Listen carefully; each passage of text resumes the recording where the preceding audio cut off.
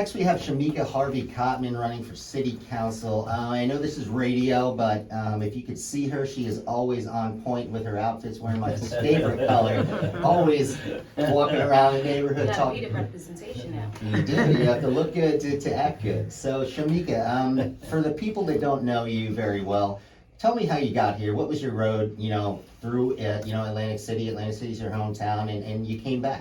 Tell me a little bit about that. So, my name is Shameeka Harvey Cottman. I'm 32, a mother of 3, recently married, February the 14th of 2021. So excited about being a newlywed and what that has in store for me. Valentine's Day and Yes, so we anniversary. can never forget. Don't his forget anniversary. that. Baby, if you're listening, I know you won't forget. But I graduated from Atlantic City High School, class of 2007. I furthered my education and attended Johnson C. Smith University in Charlotte, North Carolina, historical black college and university. Due to financial constraints that my tuition was putting on my family, I wasn't able to finish college. So I came back, joined the workforce here in the city of Atlantic City.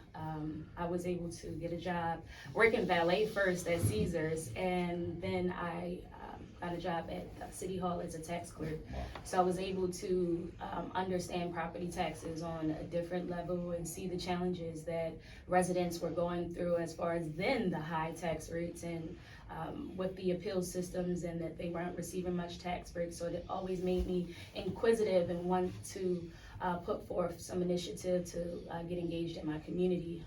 In my earlier years, I was in the NAACP, serving as the president. During the time that I was working at City Hall, I was on the Atlantic City Democratic Committee as a committee woman and serving as a correspondent secretary.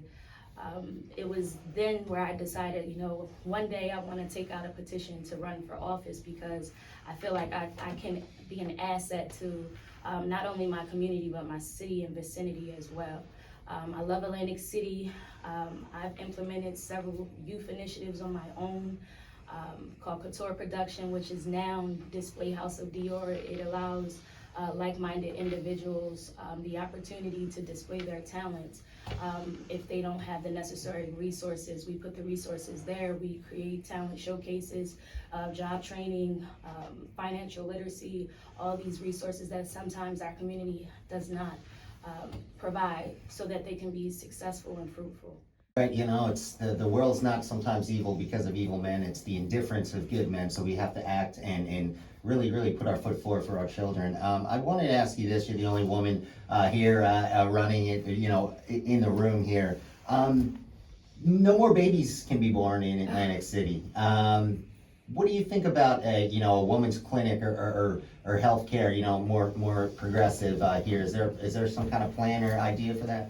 Well, it is eccentric to have a women's clinic in Atlantic City. You have 48 blocks, 1 through 6 wards. These communities are heavily populated, with not only just women, but children. And in that 48 blocks, you only have one hospital. That hospital does not have a maternity ward. In 2018, I almost lost my life as well as my child due to severe preeclampsia. I had no idea what it was. Anything could have happened on my travel to Pomona, which is 30 minutes away. I couldn't see.